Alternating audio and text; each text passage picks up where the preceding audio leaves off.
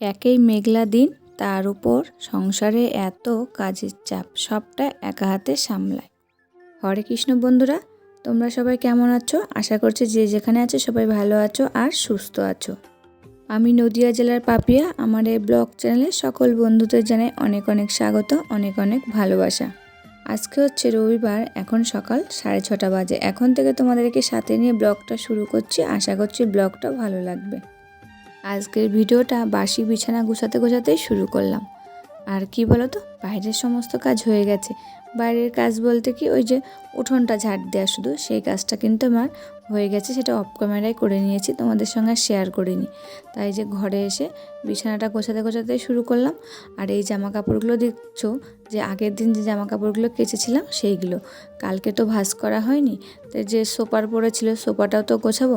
তাই ভাবলাম বিছানাটা গুছিয়ে আগে জামা কাপড়গুলো গুছিয়ে নিই, আবার যে যেখানে থাকে সেইগুলো রেখে দিই। আর এই যে এই বাস্কেটের মধ্যে মেয়ের জামা কাপড়গুলো রাখি, সেইগুলো রেখে দেখো মানে পুরো টাবুটুবু হয়ে গেছে। আমি মুখটা আটকাতে পারছিলাম না, তবে যাই হোক চেপে চুপে দিয়ে আটকালাম। তারপরে এই যে এগুলো যেখানে থাকে সেখানে রেখে দিচ্ছি। এবার যে খাটের নিচে আগের দিন একটা চুড়িদার আর একটা গেঞ্জি দিয়েছিলাম, সেটা বেশ সুন্দর আয়রন হয়ে গেছে, দেখেছো? সেগুলো নিয়ে নিলাম। আর একটা চুড়িদার আর একটা বাবার প্যান্ট ছিল, সেটা দিয়ে দিলাম। এই যে তোমাদের দাদা ভাই বলি না, আজকের থেকে তোমাদের দাদা ভাই বলবো না। কেন বলো তো? আমার মেয়ে রাগ করে, বলে কি সবারই কি দাদা ভাই হয় বাবা, যে আমাদের আত্মীয়রা দেখে তখন। আমি বলছি ঠিক আছে, আজকের থেকে আর দাদা ভাই বলবো না, তাহলে বলবো দুষ্টুর বাবা। বলে কি ঠিক আছে, তুমি দুষ্টুর বাবাই বলবা। তো যাই হোক বন্ধুরা, দেখো আমার এদিকে সোফাটা গুছানো হয়ে গেল। তা কি বলো তো, ঘরের যদি যে জিনিসটুকুই থাক না কেন, যদি সুন্দর করে গুছিয়ে রাখা যায় না, ঘরটা কিন্তু দেখতে সুন্দর লাগে। আর আমার ঘরে সেরকম কিছু জিনিস নেই, যতটুকুই আছে ততটুকুই আমি সুন্দরভাবে গুছিয়ে রাখার চেষ্টা করি। তারপরে এই যে মানি প্ল্যান্ট গাছটা, ওটাকে মুছে নিলাম। আজকে পাতাগুলো সেরকম মুছলাম না, জানো, আজকে অনেকটাই দেরি হয়ে গেছে। তারপরে আমার সমিতির মিটিং আছে, সেখানেও যেতে হবে। এখনও রান্না বান্না করা হয়নি, তাই ভাবলাম পাতাগুলো মুছলাম না, গাগুলো সব সাইডগুলো ভালো করে মুছে টেবিলটা একেবারে মুছে নিলাম। আর এই যে গাছগুলো জল ছিল না, তাই এই যে জল দিয়ে দিলাম। এই বোতলটার মুখে আমার মেয়ে একটা ছিদ্র করেছে, দিয়ে এই বোতলটায় করে গাছগুলোয় জল দিই আমি, জানো। তবে যাই হোক বন্ধুরা, দেখো টেবিলের পরটা আমার গোছানো হয়ে গেল। আবার গাছগুলোয় জল দিয়ে নিলাম।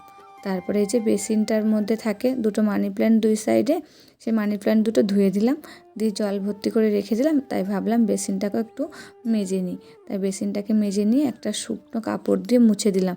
আর কি বলো তো, না মুছে দিলে ওই যে জলের দাগগুলো থেকে যায়, আর আমাদের কলের জলে খুবই আয়রন, তাই জন্যে মুছে দিলাম। তারপরে বেসিনের নিচটা একটা ওই কাপড়টাই ভিজিয়ে নিয়ে এসে আবার মুছে দিলাম। ধুলো টুলো পড়ে তো, মুছে দিলে না বেশ পরিষ্কার চকচক করে।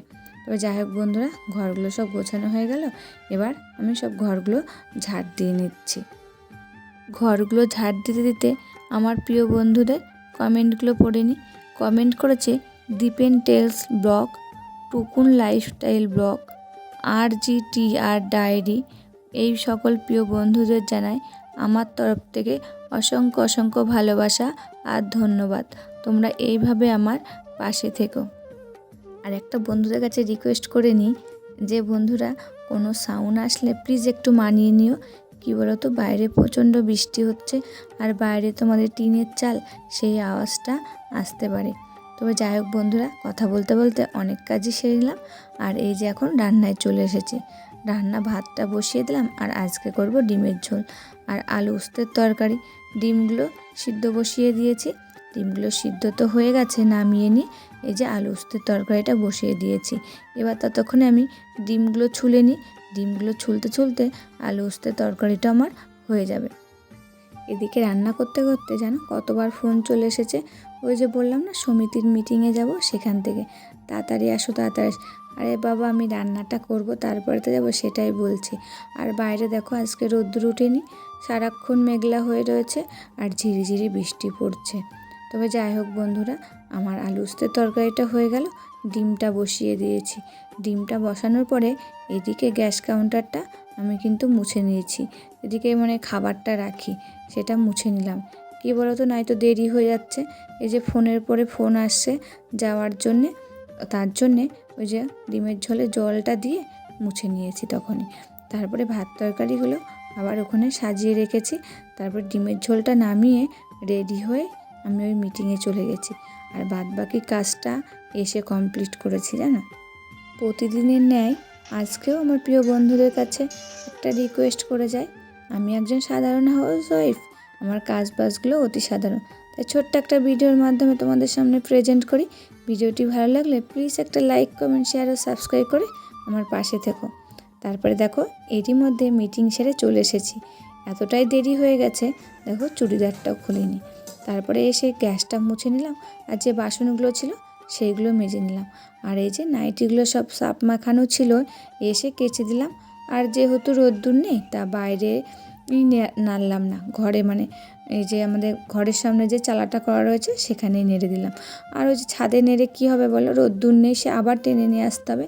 আর এখানে সারা রাত থাকলেও তো কোনো অসুবিধা নেই, তাই এখানেই নেড়ে দিলাম। তারপরে যে স্নান করে সবারই খাওয়া হয়ে গেছে, আমি এই যে এবার খেতে বসে যাচ্ছি। তাহলে বন্ধুরা ভিডিওটা আজকে এই পর্যন্তই। আবার পরবর্তী ভিডিওতে তোমাদের সঙ্গে দেখা হবে। ততক্ষণে তোমরা ভালো থাকবে, সুস্থ থাকবে আর সাবধানে থাকবে। পরিবারের সকলকে ভালো রাখবে। ধন্যবাদ।